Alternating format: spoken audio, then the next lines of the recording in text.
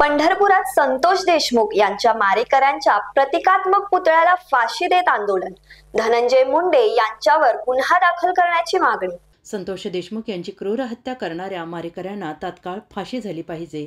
Mastermind Dhananjay Munde यांच्यावर गुन्हा दाखल करून त्यांना अटक झाली पाहिजे. या मागणीसाठी पंढरपुरात संतोष देशमुख यांच्या मारेकऱ्यांच्या प्रतिकात्मक पुतळ्याला फाशी देऊन आंदोलन करण्यात आलं. संतोष देशमुख आणि सोमनाथ सूर्यवंशी यांची या राज्यामध्ये निर्घृणपणे हत्या केली जाते. एक शासनाच्या पोलीस अधिकाऱ्यामार्फत होती आणि एक बीडमधील धनंजय मुंडे यांच्या गुंडांच्या कडून जी संतोष देशमुखची हत्या झालेली आहे ती क्रूर प्रणालीची पण म्हणजे क्रूर आणि अतिक्रूर हत्या केलेली आहे. त्याचे फोटो जेव्हा बाहेर आल्यानंतर या महाराष्ट्रातील सर्वसामान्य माणसा आणि महिलांसाठी हळहळ व्यक्त केली महिलांनी सुद्धा.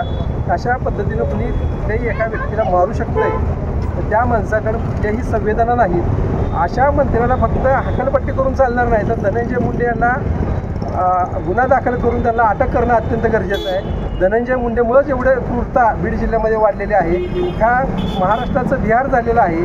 तात्काळ जर अशा मंत्र्याला अशा आमदाराला जर तुम्ही निलंबित करून त्यांच्यावर कारवाई जर नाही झाली तर ह्याच्या पुढं भविष्यात आम्हाला कायदा हातात घ्यावा लागेल आणि भविष्यात अशा मंत्र्याला आमदाराला ह्या महाराष्ट्रात आम्ही करू देणार नाही.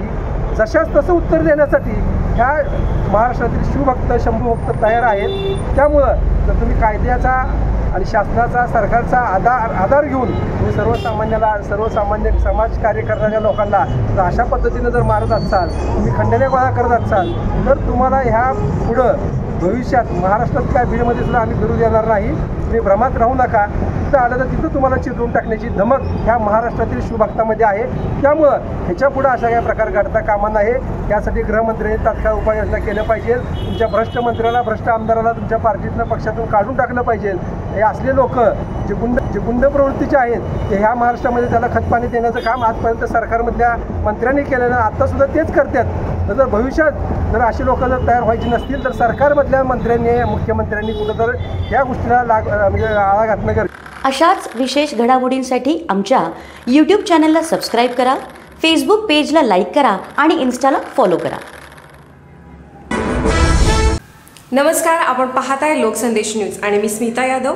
पाहूयात काही विशेष घडामोडी.